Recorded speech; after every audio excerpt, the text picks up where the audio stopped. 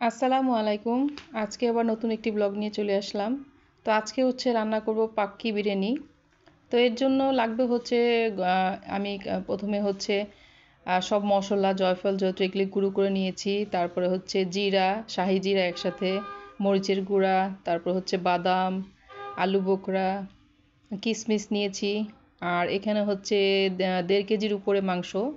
আমি মাংসটা একটু টক দই আর একটু লবণ দিয়ে তারপরে মেরিনেট করে রেখে দিছি আর কি। তো পরে আসলে টক দই দিব, তো এখন এমনি রেখে দিছি যাতে একটু পানিটা চলে যায় আর কি। আর এখানে হচ্ছে তেল দিয়ে দিছি, তেলের মধ্যে পেঁয়াজ দিয়ে দিলাম, বেরেস্তা করব আর কি। তো এই তো আমার বেরেস্তা হয়ে গেছে। আর যেই তেলটাতে বেরেস্তা করেছি এটাতেই এখন আমি মাংস বসাবো আর কি। তারপরে ওই তেলেই আমি মাংসগুলি দিয়ে দিছি। আর তারপরে এক এক করে সব মশলা দিয়েছি, জয়ফল জয়ত্রী, তারপরে বিরিয়ানির মশলা, শাহি জিরা, তারপর বাদাম গুঁড়ো, মরিচ গুঁড়ো, আদা রসুন সব দিয়ে দিয়েছি।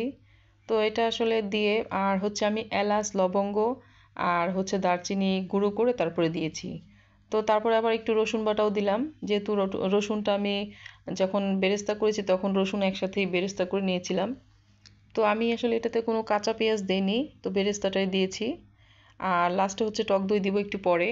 তো ফার্স্টে এগুলি দিয়ে মাংসটা ভালো করে কষাবো। তো এগুলি কষানো হলে তারপর হচ্ছে আমি টক দই দিব।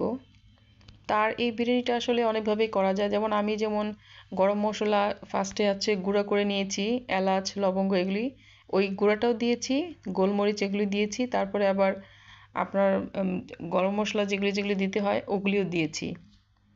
তো এইভাবে করলে এইভাবে সাদা সাদা মাংসটা আসলে বিরিয়ানির মাংস তো এইভাবেই হয়।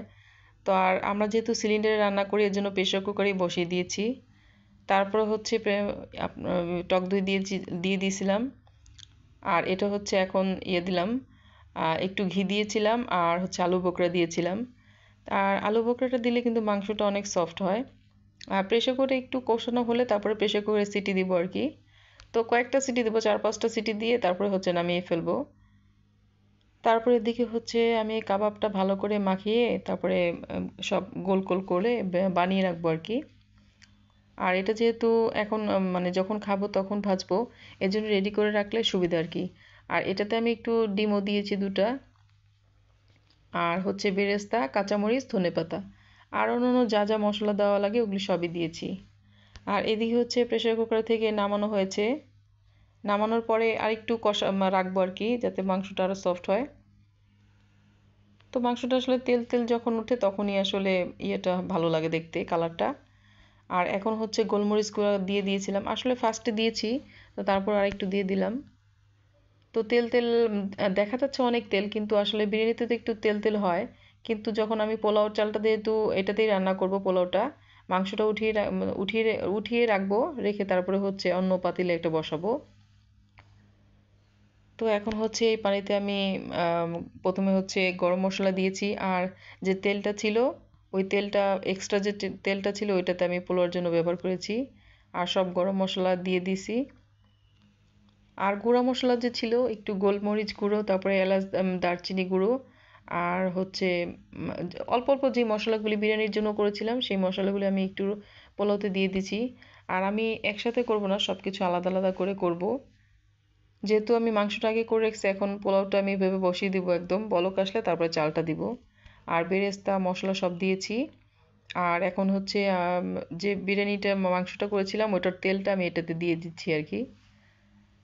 তা আসলে যেভাবে বিরিয়ানিটা খায়, তো আমি আজকে আলু দিইনি, এটা আলু দিলেও ভালো লাগে।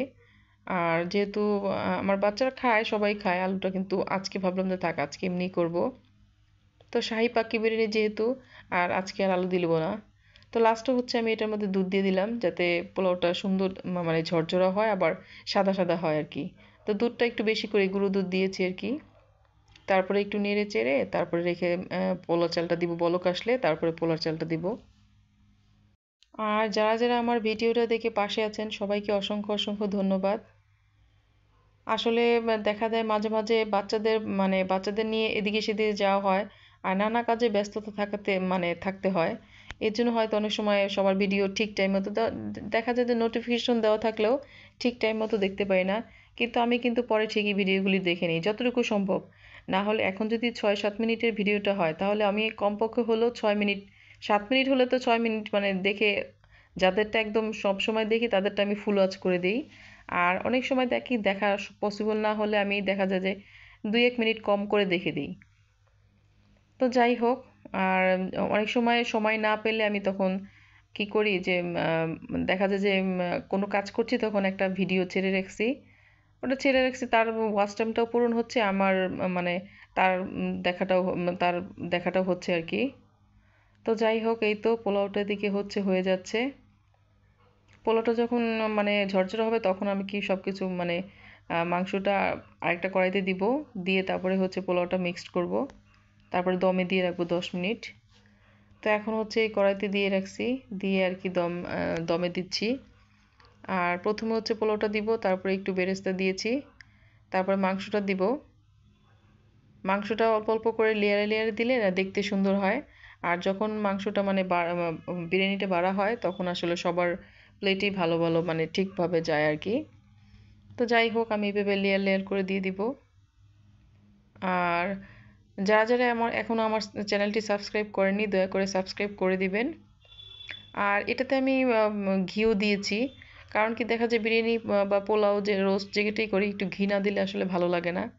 তো আমি পরিমাণ মতো ঘি দিয়েছি, আর লাস্টেও আবার দিব, বেরেস্তা দিব, আবার গুঁড়ো দুধও আবার দিব। আর আরেক চুলায় আমার এই কাবাবগুলি ভেজে নিয়েছি, যেহেতু আগে রেডি করে রেখে দিয়েছিলাম, তো এটা ভেজে তারপর রেখে দিব। আসলে বিরিয়ানির সাথে এই ধরনের কাবাব খুবই ভালো লাগে। আর অন্যান্য দেখা যায় অন্য সময় হয়তো বিরিয়ানি এমনি করা হলে এই কাবাবটা করা হয় না। তো আজকে যেহেতু শাহি পাক্কি বিরিয়ানিটা করলাম, এর জন্য ভাবলাম যে একটু কাবাবটাও করি, ভালো লাগবে খেতে। তো আমাদের এই তো রান্না শেষ, এখন কাবাবটা দিয়ে সবাইকে খাবার দিব। তো আমার মেয়েকে অলরেডি খাবার দিয়ে দিছি। আর যারা যারা আমার ভিডিওটা দেখে কন্টিনিউ করেছেন সকলকে অসংখ্য ধন্যবাদ। আজকে এই পর্যন্ত, আর বেশি দূর যাব না। সবাই ভালো থাকবেন। আল্লাহ হাফেজ।